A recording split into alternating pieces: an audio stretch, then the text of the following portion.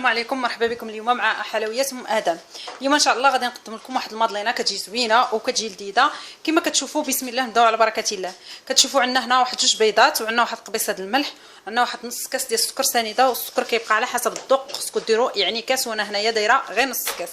غادي نخلط بالخلاط مزيان هذا البيض مع السكر مع مزيان يتخلط عاد نكمل. دابا كما كتشوفوا خلطنا الخليط ديالنا حتى كيتبدل لون البيض.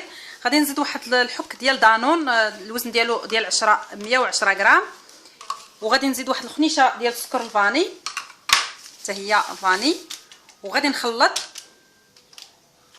هنا بنفس العبار ديال الحك ديال دانون عبرت كاس ما بين الزبده او الزيت. الزبده كندوبوها وغادي نخلط دابا حتى كيتخلط لي الخليط. دابا كما كتشوفوا خلطنا الخليط ديالنا، وغادي نجيبوا الطحين اللي غربلته في المره الاولى وغادي نغربلوه المره الجوجه. الطحين هنا عبرت بالحك ديال دانون عبرت واحد 2.5، وغادي نكمل بالخليط. هنا عندي واحد الخميره ونص ديال الخماره ديال الحلوى، واحد الخميره ونص حتى هي كنغربلوها. الا بغينا هذا المادلين ديالنا ينجح لنا 100%، انا عندي هنا واحد الخميره ونص، هنا كما كتشوفوا درتها هكا صافي. كنغربل وكنخلط بالخلاط حتى كيتخلط لي الخليط مزيان كما كتشوفوا بهذا الشكل. صافي دابا الخليط كما كتشوفوا كيصبح لنا بحال هذا الشكل. صافي دابا غادي نديروه في القويلبات ديالو. انا عندي واحد القوالب ديال التران، وكل واحد كيفاش غادي يدير الكيك ديالو. انا الكيك كيصبح بحال هذا الشكل. زدت 3 الحكاك ونص ديال دانون، وزدت معلقه بهذه المعلقه صافي حتى كيصبح لنا الخليط بحال هذا الشكل. انا عندي القوالب بحال هذا الشكل، دهنتهم بالزبده ورشيت عليهم الطحين وكندخلوهم في المجمد. غادي ندير بشويه بسم الله.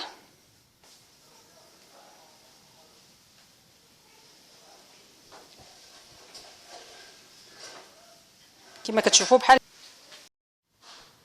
دابا غادي نبدا نعمر الكيك ديالي بحال هذا الشكل بحال هكا، وغادي نخلي فين يخمر كما كتشوفوا وحتى ندير لهم كاملين عاد نكمل بنفس الطريقه.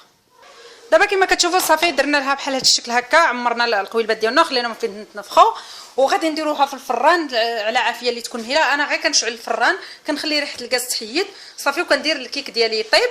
كنديرو على عافيه اللي تكون مهيله في الجهه الفوقانيه ونهبطوه في الجهه التحتانيه. والكيك ديالي انا كنطيبوه في الفران. كما كتشوفوا الكيك ديالنا هو واجد كيطلع بهذه الطريقه، كيطلع زوين كما كتشوفوا كيف قلت لكم ديال الدران. ولكن كان انا كما اللي عنده ديال القواعد يقدر يدير ديال القواعد، كيجي الكيك ديالنا هشيش وكيجي رطب بحال هذا الشكل. نتمنى هذه الوصفه ديال اليوم تجربوها، كيجي بهذه الطريقه، كيجي واحد الوصفه اللي ناجحه 100%.